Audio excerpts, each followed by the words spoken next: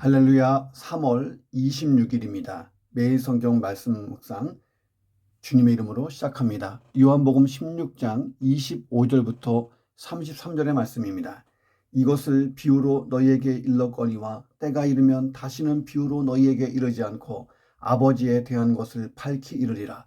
그날에 너희가 내 이름으로 구할 것이요 내가 너희를 위하여 아버지께 구하겠다 하는 말이 아니니 이는 너희가 나를 사랑하고 또 내가 하나님께로부터 온 줄 믿었으므로 아버지께서 친히 너희를 사랑하심이라. 내가 아버지께서 나와 세상에 왔고 다시 세상을 떠나 아버지께로 가노라 하시니 제자들이 말하되 지금은 밝히 말씀하시고 아무 비유로도 하지 아니하시니 우리가 지금에야 주께서 모든 것을 아시고 또 사람의 물음을 기다리지 않는 줄 아나이다. 이로써 하나님께로부터 나오심을 우리가 믿사옵나이다. 예수께서 대답하시되 이제는 너희가 믿느냐? 보라, 너희가 다 각각 제 것으로 흩어지고 나를 혼자 둘 때가 오나니 벌써 왔도다. 그러나 내가 혼자 있는 것이 아니라 아버지께서 나와 함께 계시느니라. 이것을 너희에게 이르는 것은 너희로 내 안에서 평안을 누리게 하려 함이라. 세상에서는 너희가 환난을 당하나 담대하라. 내가 세상을 이기었노라. 아멘. 자, 예수님의 계속된 설명을 제자들이 들었어요. 그리고 마침내 예수님의 말씀을 이해하게 됩니다. 자, 그런데 그들의 이해가 상당히 부분적이고 제한적이에요. 자, 그래서 십자가 고난 앞에서 모두 도망칠 것입니다. 자, 그런데 성령이 오실 때 그들의 이해, 예수님이 지금 하신 말씀을 완전히 이해하게 되는 날이 와요. 그들이 자기 십자가를 지고 고난을 향해서 갈 거예요. 자, 예수님은 그들의 승리를 약속하십니다. 세상에서는 너희가 환난을 당하나 담대하라. 내가 세상을 이겼노라. 자, 예수님은 성령의 강림으로 말미암아 하나님과 성도들 간의 영적 교제가 완전히 회복될 것이라고 말씀하셨어요. 자, 그리고 세상에 대하여 승리할 거라. 이것을 확신하라고 권면을 하십니다. 자, 이런 내용 가지고 본문을 묵상해 봅니다. 첫 번째, 기도는 그리스도인의 믿는 자의 하나님의 자녀들의 특권이다. 특권. 예. 요한복음에서 예수님은 당신과 하나님의 하나됨, 친밀함을 자주 말씀하셨어요. 나와 아버지가 하나다. 내가 아버지를 사랑하고 아버지도 나를 사랑하고. 자, 그리고 제자들과도 하나 된다. 친밀하다. 이 말씀을 계속하세요. 요한복음 15장 13절 14절에 보니까 예수님이 제자들을 친구라고까지 부르십니다. 사람이 친구를 위하여 자기 목숨을 버리면 이보다 더 큰 사랑이 없나니 너희는 내가 명하는 대로 행하면 곧 나의 친구다. 자, 그래서 예수님을 사랑하는 것은 곧 하나님을 사랑하는 것이에요. 예수님을 사랑하는 자를 하나님도 사랑하신다는 거예요. 자, 그러니까 예수님, 하나님, 우리가 다 하나가 되는 거예요. 27절에 이는 너희가 나를 사랑하고 또 내가 하나님께로부터 온 줄 믿었으므로 아버지께서 친히 너희를 사랑하십니다. 하나님, 예수님, 제자들 사이에 친밀한 연합이 이루어지는데 예수님께서는 이 연합이 이루어지게 하는 것을 성령님이 하신다. 성령님을 추구하십니다. 삼위일체 하나님과 우리가 연합되는 거예요. 자, 25절에 보니까 때가 이르면 이라고 나와요. 성령이 임하시는 오순절날 성령 강림을 의미합니다. 성령님이 오시면 이제 진리에 대해, 예수 그리스도에 대해 모두 자세히 쉽게 알려줄 거라는 거예요. 더 이상 비유같이 어렵게 들리지 않을 것이다. 삼위일체 하나님의 친밀한 연합 속에 이제 제자들이 포함될 거라고 예수님이 말씀하셨어요. 여기서 이 제자들은 세상의 모든 성도, 우리까지도 의미하는 것입니다. 예수님께서 제자들에게 하나의 특권을 말씀하세요. 그것은 너희가 지금부터 기도의 특권을 가질 것이다. 예수 그리스도의 이름으로 하나님께 직접 구하는 거예요.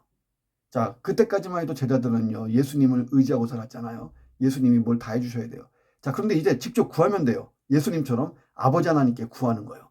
자, 성령님께서 도와주실 거예요. 진리를 구하도록, 바른 것을 구하도록, 그래서 하나님께 응답받도록. 자, 이제 예수님의 십자가 사역을 기초해서 우리가 하나님께 직접 나가는 거예요. 길이요 진리요 생명 되신 예수 그리스도의 이름으로 아버지여 구합니다 하고 구하는 거예요. 자, 우리는 예수님이 약속하신 구속 역사가 완성되고 이제 성령님이 직접 개개인에게 내주하셔서 충만케 하시고 그리고 감화하시고 감동하시고 조명해주는 그런 시대를 살고 있어요. 십자가와 부활이 주는 풍성한 의미를 성경 곳곳에서 우리가 배울 수 있어요. 예수님처럼 감히 하나님을 아버지라고 부르면서 창조주 하나님과 풍성한 교제를 누릴 수 있는 길이 열린 시대예요. 성령님께서 우리와 예수님과 하나님 간에 더 긴밀한 사랑의 관계를 맺도록 도와주실 거예요. 자, 기도가 그 모든 것의 통로예요. 친밀한 교제의 기초예요. 이 기도는 삼위일체 하나님과 친밀한 교제 속에 들어가는 거예요. 일방적인 대화가 아니고 상호 간의 대화, 상호 간의 대화. 창조주 하나님과 만나는 자리, 나를 구원하신 구속의 주 예수님과 만나는 자리, 내 영을 새롭게 하시는 성령님과 만나는 자리. 우리가 기도할 때 어떻게 해요? 나를 지으신 하나님 아버지, 나를 돌보시는 하나님 아버지, 나를 죄 가운데 구원하신 우리 예수님, 나를 이 시간도 역사하시고 능력 주시는 우리 성령님. 예. 자, 기도하는 가운데 우리가 삼일체 하나님과 막 대화해요. 예. 그리고 또 음성을 듣고. 자, 그래서 우리의 기도가 아주 작은 곳에 머물러 있는 기도가 아니고 하나님의 관심, 하나님의 마음을 포함하는 전 우주적이었으면 좋겠어요. 하나님은 전 우주를 보여주시고 이 세상에 돌아가는 판을 보여주시고 우리 교회를 보여주시고 내가 살고 있는 주변을 보여주시고 나와 관계 있는 사람들을 보여주시고 나를 보여주셔요. 자, 그러니까 내 기도가 나에게만 머물지 말고 내 주변에만 머물지 말고 더 넓게 나가야 돼요. 자, 그래서 삼위일체 하나님과 동역할 수 있는 특권, 교제할 수 있는 특권, 이 기도를 잘 활용하셔야 됩니다. 길을 가면서 우리가 기도할 수 있어요. 내가 밟는 땅을 축복하고 기도하고 이 땅의 죄악을 회개하고 어둠의 영들과 악한 세력들을 예수 이름으로 막 쫓아낼 수 있어요. 우리 땅밟기 기도가 그런 거잖아요. 우리 교회 예배당에 머물면서 의자를 쫙 바라봐요. 그 의자에 앉아서 예배하는 성도들을 위해 축복하고 기도할 수 있어요. 우리 교회는 사람이 그렇게 많지 않기 때문에 대부분 설교할 때 제가 보면 어디에 앉는지 사람들이 대충 보여요. 늘 앉는 자리에 앉아. 자, 그래서 저는 드럼 찬양하는 사람들, 악기, 그리고 앞에 있는 권사님들, 저 뒤에 있는 사모님들까지 가만히 눈 감으면 보여요. 그래서 하나하나 사람의 이름을 불러가면서 기도할 수 있습니다. 자, 내가 만나는 사람들, 환경들을 보면서 기도하세요. 기도하면서 하나님 아버지의 마음을 깨닫고 듣고 그렇습니다. 그리고 예수님이 나와 함께 기도하세요. 중보기도 하십니다. 나를 위해도 중보기도 하세요. 나는 예수님을 위해, 하나님을 위해 기도하고 세상을 위해 기도하고 예수님은 나를 위해 기도하고 성령님은 감동 감화하시고 그리고 나의 마음을 다 쏟는 거예요. 삼위일체 하나님과의 기도의 교제. 이 얼마나 위대한 특권이에요. 오늘도 이 위대한 특권을 마음껏 사용하세요. 우리는 이 땅에 세워진 왕 같은 제사장인 줄로 믿습니다. 두 번째, 우리 그리스도인의 시작과 끝은 예수님과 똑같이 됩니다. 자, 예수님의 구원사역 보세요. 구원사역은 두 방향으로 진행됐죠. 28절에 내가 아버지에게서 나와 세상에 왔다.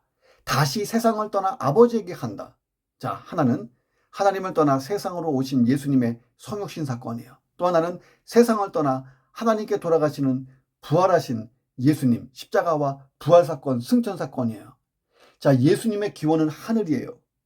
예수님이 가시는 최종 종착지도 하늘이었어요. 세상은 단지 사명을 위해 일시적으로 예수님이 오신 곳이에요. 요한복음 3장에 보면 예수님은 니고데모에게 거듭나야 된다. 거듭남에 대해서 말씀하셨어요. 예수님은 그리스도인은 거듭나는 순간 하늘에서 태어난 사람이라고 말씀하셨어요. 예수님 안에서 새 창조가 된 사람, 그리스도인의 인생은 출발점이 영적으로부터 보면 하늘이에요. 저와 여러분 예수 믿고 하늘에서 영적으로 다시 태어나 이 땅으로 보내진 거예요. 어머니 모태에서 출생하는 게 아니잖아요. 니고데모가 그렇게 생각했잖아요. 그게 아니고 하늘로부터 성령에 의해서 새 창조되는 거예요. 또한 그리스도인의 최종 목적지가 어디예요? 하늘이에요. 자, 우리는 하늘에서 이 땅에 와서 예수님처럼 사역하다가 하늘로 가는 거예요. 천국으로 들어가요. 하나님 아버지께서 계신 하늘이 그리스도인의 최종 종착지예요. 따라서 그리스도인이 세상에 머무는 이유는 사명을 위해서예요. 자, 이를 위해서 다시 세상으로 파송된 거예요. 예수님처럼. 자, 우리 안에는 이제 DNA가 있잖아요. 예수 그리스도. 나의 모든 생각, 행함이 예수와 같은 거예요. 많은 사람들이 자기의 근원을 몰라요. 그래서 무신론자가 되는 거예요. 무신론자. 자, 그리고 어디로 가는지도 알아야 되는데 몰라요. 중요한 거예요. 우리는 지금 어디로 가요? 우리 인생은 하나님을 향해 가고 있어요. 언젠가 우리는 다 하나님 앞에 있게 될 것입니다. 우리의 출발점이 하나님, 도착점도 하나님이란 이 사실을 명심하고 살면 하루하루 내 삶의 질은 달라질 줄로 믿습니다. 내 인생길이 아무리 험난한 가시밭길 같아도 이 길의 끝이 하나님의 계신 천국이고 하나님의 존전 앞이고, 아무리 장미꽃을 뿌려놓은 탄탄대로라고 해도 이 길의 끝은 또 하나님 앞인 거예요. 어떤 인생을 걸어갈지 하나님의 계획하심 속에 있는 거예요. 저도 인생에 정말 편안하고 즐겁게 목회할 때도 있고, 또 해외에 나가서 막 고생할 때도 있고, 돌아와서도 또 안간힘을 써야 되는 시점도 있고 그래요. 도착점이 그러나 하나님 앞에요. 어디로 가든지 도착점은 하나님 앞에요. 이게 너무도 확실한 거예요. 나를 창조하셨고 구원하셨고 선한 길로 인도해 주시고 복에 복을 주신 하나님 앞으로 가는 것입니다. 그때 우리의 사명, 우리의 수고가 끝나는 거예요. 자, 어떻게 사는 게 가장 지혜로운가요? 가장 그리스도인답게 사는 게 지혜로운 거예요. 우리가 예수님의 길을 따라 사는 것, 이게 가장 지혜롭고 하나님의 목적에 맞아요. 예수님은 이 땅에서 분명한 사명이 있었죠. 사명이 있는 그리스도인은 그래서 예수님처럼 행복해요. 예수님의 기쁨이 우리 안에 들어올 수 있어요. 예수님은 우리에게 이미 전도하라, 사랑해라 이 명령을 주셨잖아요.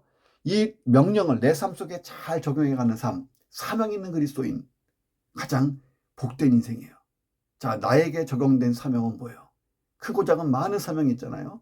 잘 감당해 보시기를 주의 이름으로 축원합니다. 세 번째, 사람보다 주님을 의지하는 삶, 이것을 훈련시키고 이것을 습관화시켜야 돼요. 32절 보세요. 보라, 너희가 다 각각 제 곳으로 흩어지고 나를 혼자 둘 때가 왔다. 벌써 왔다. 그런데 나는 혼자 있는 게 아니야. 아버지께서 나와 함께 계셔. 자, 제자들은 아니라고 극구 부인했지만 예수님은 그들이 모두 도망칠 것, 떠날 것을 알고 있었어요. 위기가 닥치니까 한결같이 줄을 버리고 도망칩니다. 신문을 당하는 가야바의 집에 베드로와 요한 외에는 아무도 보이지 않았어요. 예수님을 위해서라면 죽음까지 불사하겠다고 다짐했던 그들이 막상 위기 앞에 두려움이 앞섰고 누가 먼저라도 할 것 없이 모두 다 줄행랑 친 거예요. 36개. 자, 요한복음 2장 24, 25절 보세요. 예수는 그의 몸을 그들에게 의탁하지 아니하셨으니 이는 친히 모든 사람을 아시기 때문이다.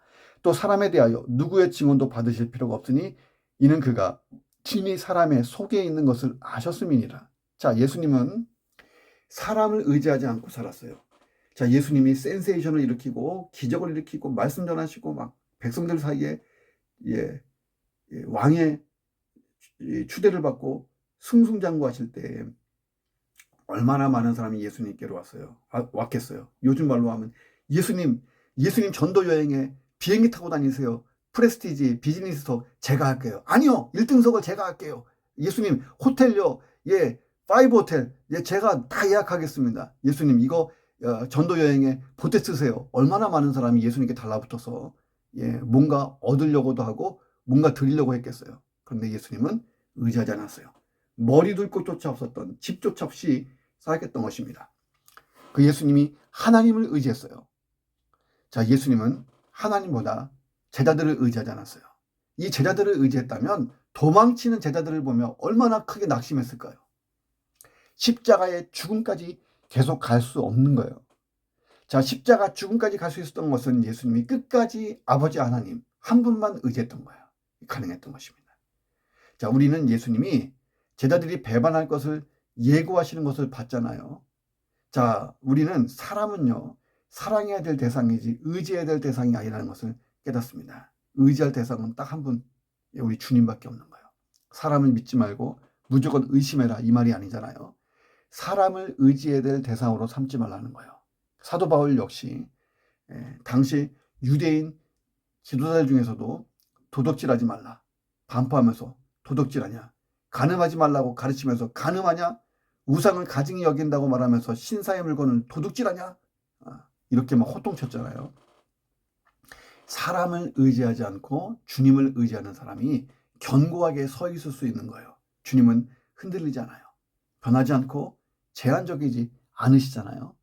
내가 주님보다 더 의지하는 사람이 있습니까? 우리가 일평생 훈련받아야 될 게 뭐냐면 사람보다 주님을 더 의지할 수 있는 것. 이 훈련을 죽을 때까지 받는 거예요. 이 말을 달리 말하면 이런 거예요. 사람에게 인정받기 위해 애쓰지 마세요. 그런 삶보다 주님께 인정받기를 애쓰는 삶이 지혜로운 삶이고 잘 사는 삶이라는 거예요. 그런 의미 있는 인생, 주님의 인정을 받는 사람이 사람의 인정을 안 받을 수는 없죠. 물론 핍박받고 외톨이가 되기도 해요. 예수님도 그랬잖아요. 근데 그것은 특수한 경우고 주님의 인정을 받는 그리스도인이라면 세상에서 빛과 소금으로 사람들에게 영향력이 있죠. 자, 주님께 인정받는 인생, 그런 인생 살아보시기를 주의 이름으로 축원합니다. 네 번째, 환난을 이기는 방법은 예수님의 평안이 있어야 되고 예수님의 담대함이 있어야 돼요. 자, 예수님께서 제자들의 배반에 대해서 예고하신 다음에 곧바로 이렇게 말씀하셨어요. 33절에 이것을 너희에게 이르는 것은 너희로 내 안에서 평안을 누리게 하려 함이니라. 세상에서는 너희가 환난을 당하나 담대해라. 내가 세상을 이겼다.